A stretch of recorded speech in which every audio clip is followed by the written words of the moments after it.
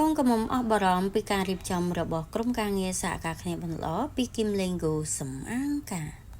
សួស្តីបងប្អូនទាំងអស់គ្នាឡើយមកកលែងមើលពី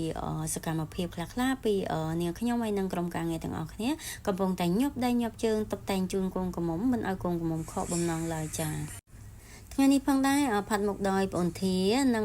ធ្វើសក់ដោយប្អូនសារាយនិងស្លៀកបុរាណពីនាងខ្ញុំធីរី make up រៀបចំឈុតសម្លៀកបំពាក់ដ៏ស្រស់ស្អាតយ៉ាងប្រណិតពីគឹមលេងហ្គូសំអាងការឈុតសម្លៀកបំពាក់ដ៏ស្រស់ស្អាតហើយក្រុងឈុតដោយកូនក្រមុំនិងកូនកំលោះដ៏ស្រស់ស្អាតថែមទៀតគប់ផ្សំជាមួយនឹងការផាត់មុខដោយប្អូនធានិងធ្វើសក់ដោយប្អូនសារាយនិងស្លៀកបុរាណពីនាងខ្ញុំធីរី make up ថែមសម្រស់ស្រស់ស្អាតថែមទៀតចាបងប្អូនទាំងអស់គ្នានេះគឺជាឈុតស្បៃខ្មែរឈុតទទួលការស្លាដែលមនុស្សស្រីគ្រប់រូបប៉ងប្រាថ្នារីឯឈុតកាត់សក់បង្កក់សេរីវិញក៏មិន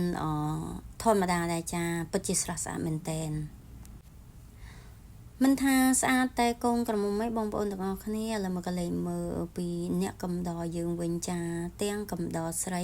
ទាំងកំដរប្រុសហើយនឹងកូនកំលោះកូនក្រមុំស្រស់ស្អាតទាំងព្រមតែម្ដង